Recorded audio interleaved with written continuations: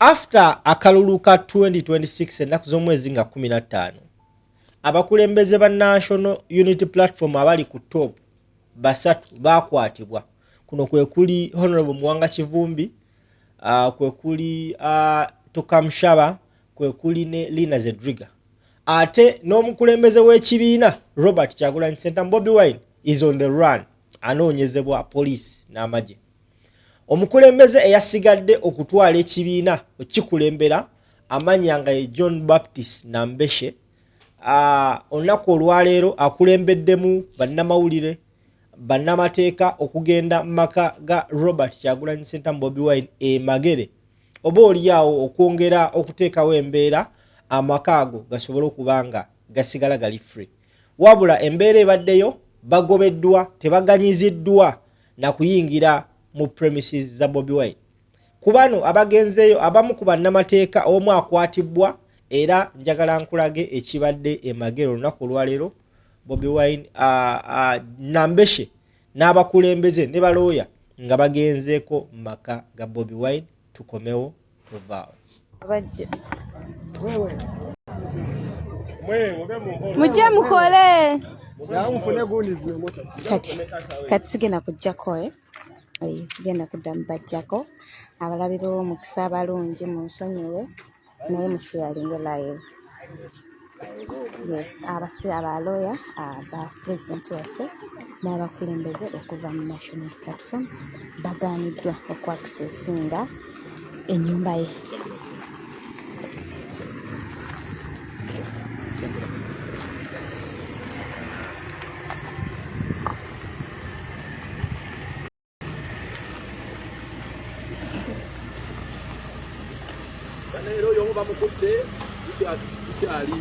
Lawyer ni gwe bakutte kanso. Asikadde mu patrol ya police. Kakulu. Kyali mu fracas eyo. We don't know why police could arrest the lawyer. Omu ku babadde bazze okukyala n'okulaba kubali maka ga president. Naye wano kitusuubirawo nti police egezaako gobaganya bonna ne bannamawulire. Tulowooza nga kirina musingi mu mateeka. Bati lawyer wabazze mu maka ga president okulaba ku bantu ab'ennyumba ya president omuli n'omukuumi bwe batakkiriza kufuluma, talina wajja kyakulya naye yeetaaga representation mu kooti. Embeera gye tulimu nti ate bwe tuze nga balawyer kulembeddwa party president, deputy president, Honorable Nambeshe ne ttiimu y'abalawyers ab'NUP n'aba Uganda Law Society. So we tuli essaawa eno nti lawyer omu bamuwambye akyali mu kabangali ya patrol. Ye concern gye tulina tugende maaso wali sepa kugambye Kanso Kakulu akwatiddwa wansi babadde bagenze kulaba nti oba basobola okwogerako ne family ya president waffe. Wakati awo mu kwogerezeganya akwatiddwa Kanso Kakulu abamumanyi obulungi, Kanso waffe wa NUP abaddewo nnyo mu kwolereza abaana naddala abo abali makomera. Tubadde naye Kanso oyo ye bambi tewali lunaku lubaddewo nga tabeerawo, akwatiddwa. Bazze ne bagamba bamawulire muveewo media. Mugema mbuyise emirundi emeka ebidirira si amunota asale bujja bubwo bujja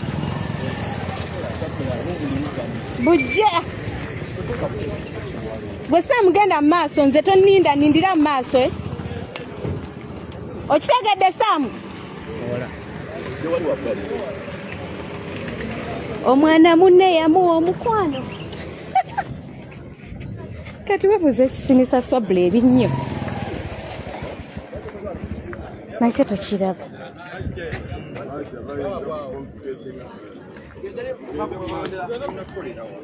Tukolere wano batugobe wano.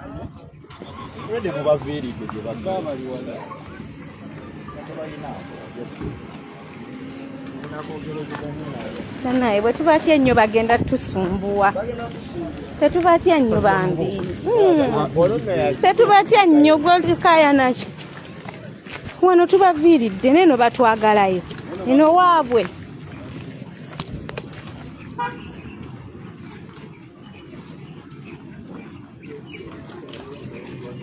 bali bakomyere.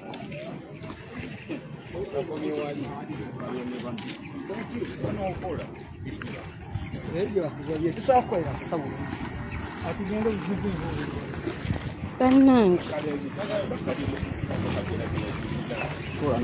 n'abatiitiizi nze bantama.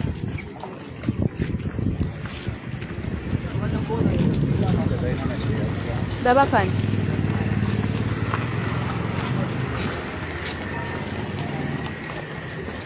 tubadde tusaba tukolere wano bassebo ne bannyabo. Tugende wali eri. Tugende wali eri. Olaba kwekwasa emmwanzi.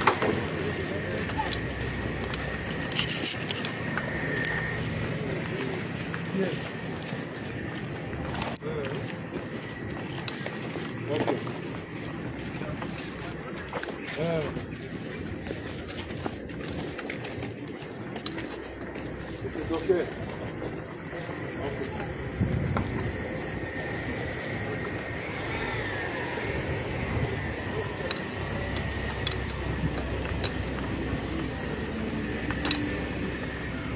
Mukoto gwa Mukisa TV yenze Queen of Live.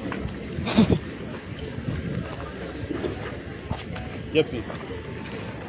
Yapi.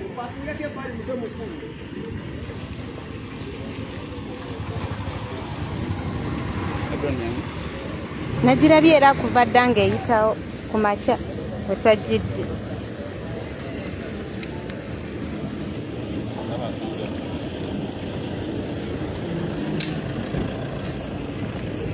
Wetwajjidde ku makya obedda atambula mukala kamulo ka field UBM oda yakavuga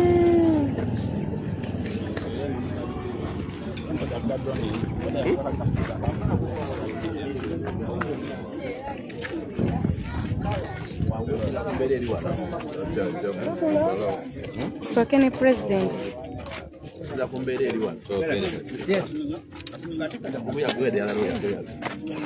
Dina utawanda nitakuliko.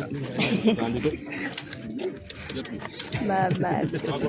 bakomekiza banga na banga Kila roho yapaja kumeja.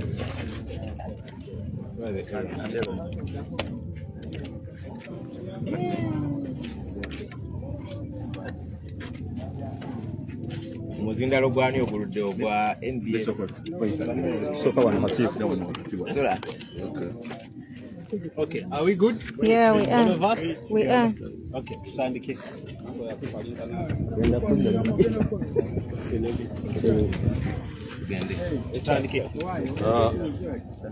Tuze mu maka na President the Honorable Robert Kyagulanyi Ssentamu okulaba kwabo abali munda mu nyumba omwo naye poliisi eri awo bagiteekawo permanently.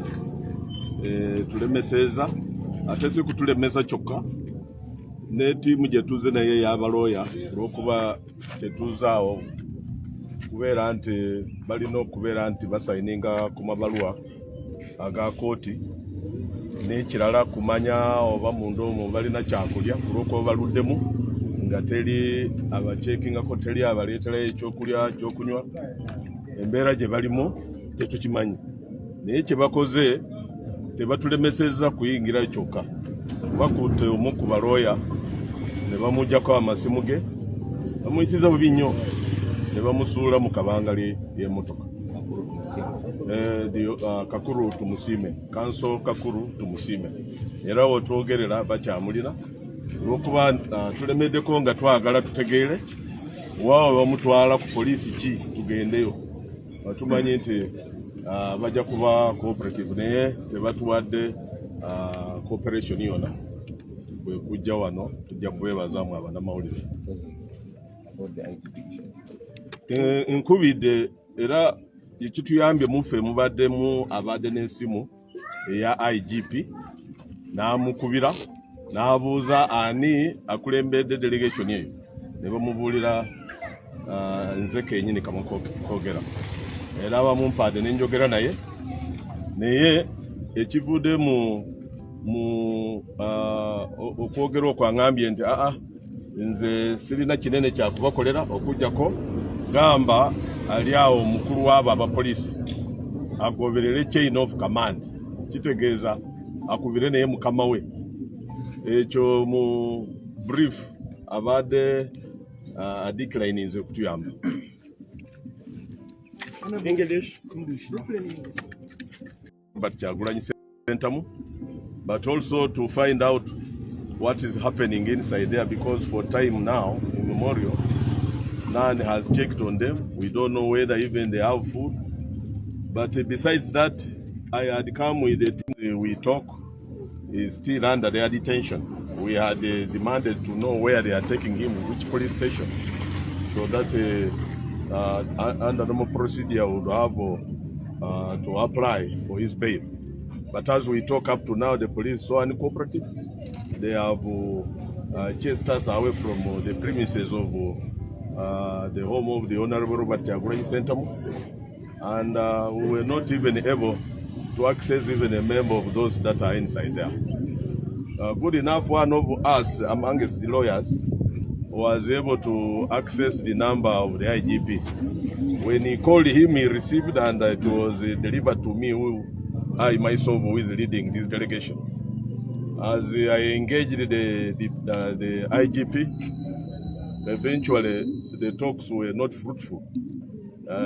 He declined to help us access the home, and instead shifted that responsibility to the one that was in charge amongst the police, that they should follow the chain of command.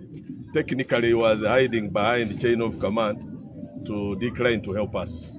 So as we talk, we have withdrawn from the home, and they are still not clear about where they are going to deliver Kakuru, the council.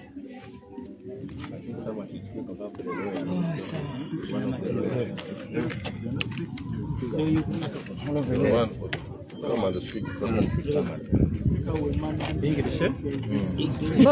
Both.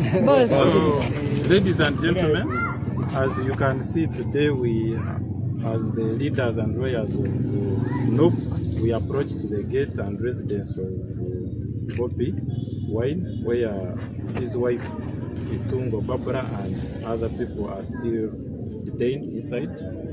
We are blocked by police. All members purporting to belong to Uganda police, who said that we need a written formal clearance before we are able to access the residence here at Magere. This is of course not a legal requirement, but the whim of and the abuse of authority by police. The private family we shouldn't be denied from accessing our clients, our friends, and people whose political opinions we align with. In the process of engaging them, including speaking to the IGP, led by none other than the Honorable Deputy President of NOP, who still has freedom, Nambeshe, the IGP was very ambiguous and ambivalent, and only told us that the police at the Magere should follow the chain of command in order to allow us. The Magere police resisted that. They didn't even bother to follow whatever the chain of command following is about. They simply said they are not allowing us, and they have ordered us out. Not only have they blocked us from entering the residence, but they ordered us backing, and as we are trying to leave, then they arrested Comrade Kakuru Tumusime, who works with us on these matters. You know him, most of you. They roughed him up, beat him up, and for reasons we have not yet understood, because they just suddenly pounced on him and started beating him up. One of them claimed that he has probably taken a photograph of them. That is not a legal problem. We don't know why they don't want their photos taken, yet they are in a public place around the private residence of the political leader. They have refused to tell us where they are going to detain him, but they have put him on what most people call Kabangari, the police pickup truck, and they have taken him after beating him to God knows where. We'll be following up to ensure that he gets police bond and to ensure that his rights are respected. But we continue to urge police that it must stop this illegal blockade on the residence of Bobi Wine.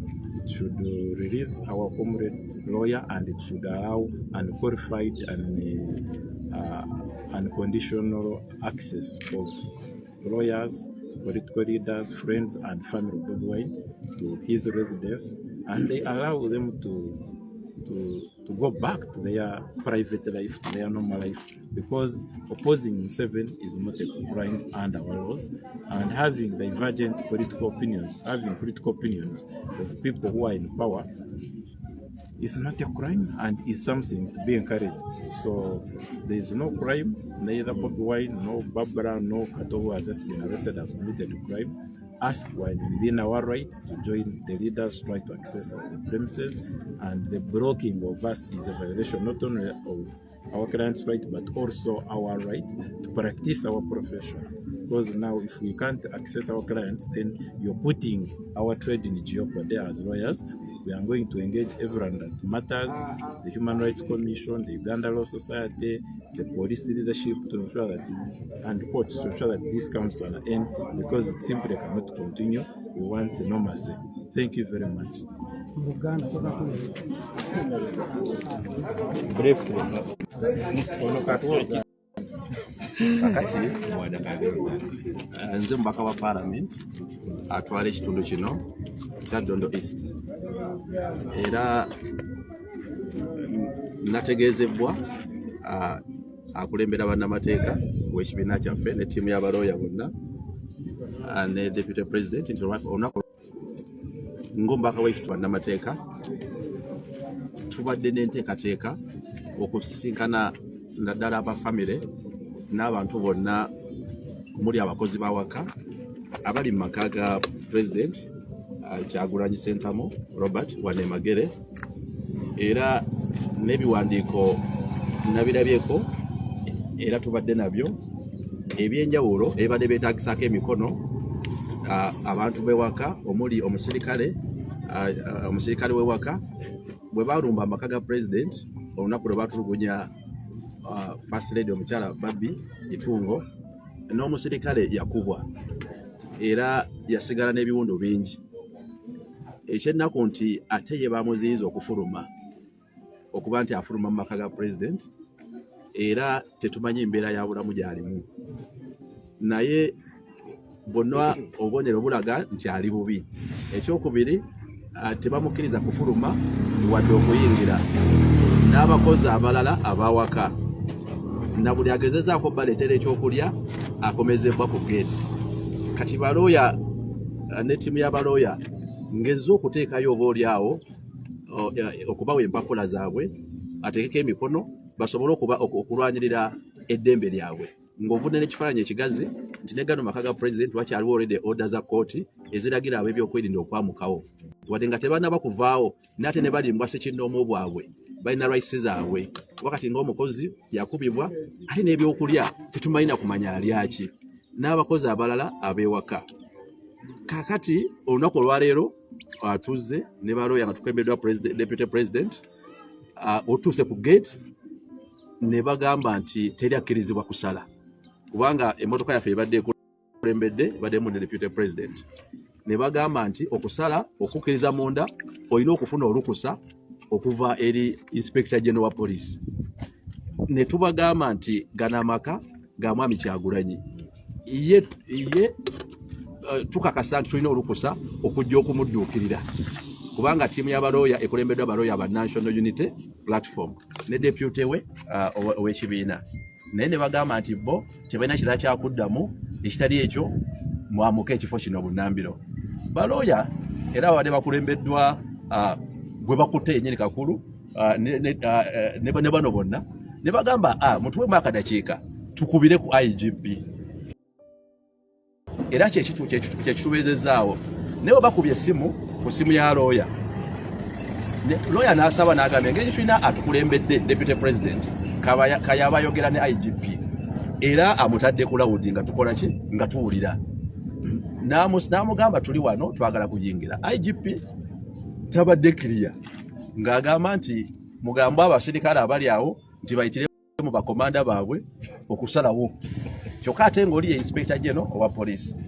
Bwe tulabye nga batulemesezza ne tugamba katukyuke tukole ki tuddeyo tunoonye amakubo amalala nga bateesa kuddayo kusooka kutuulamu bakubaganye ebirowoozo nga balooya okusalawo ekibazaako mu mateeka.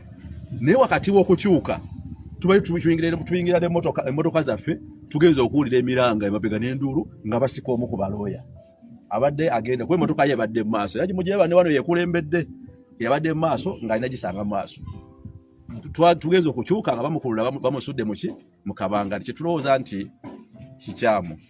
Naye bwe twogerera looya akyali mikono gyabwe ate naffe ne ttiimu yonna nga bweze y'abalooya tebakirizibwa kuyingira mu maka ga President Kyagulanyi era n'embeera y'abantu abali mu maka ga President Kyagulanyi omuli omukuumi we n'abakozi abawaka tetugimanyi kubanga tebafuluma tebayingira ate nga ebyokukozesa balina kubijja wabweru tebafunye bujjanjabi kubanga nabo be bamu ku baatulugunyizibwa bwe baalumba amaka ga President Kyagulanyi.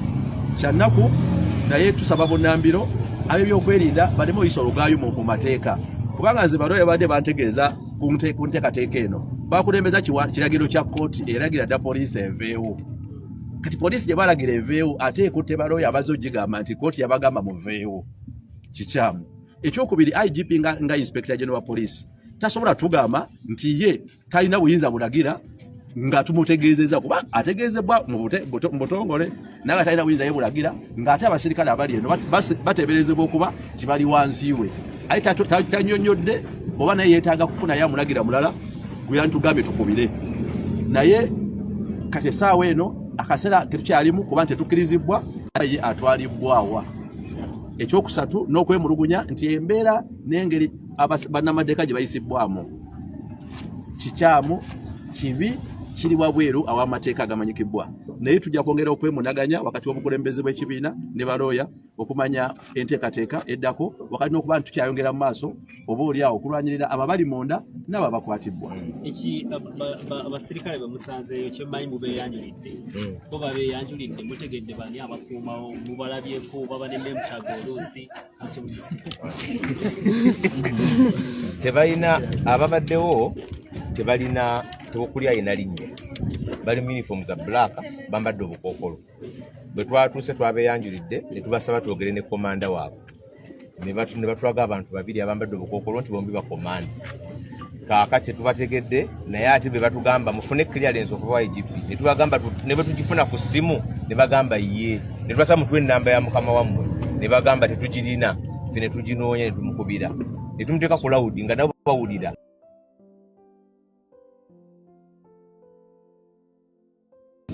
Tanafuna clearance ngaffe kubanga ate batugambye mubagamba abo bagoberere kyeno nti IGP abagambye bagoberere kyeno mu command bone batugamba mugende mufune ekiwandiiko mu butongole. So ndonda naye ate ensonga enkulu nti amaka gali private tegeetaaga clearance ya poliisi.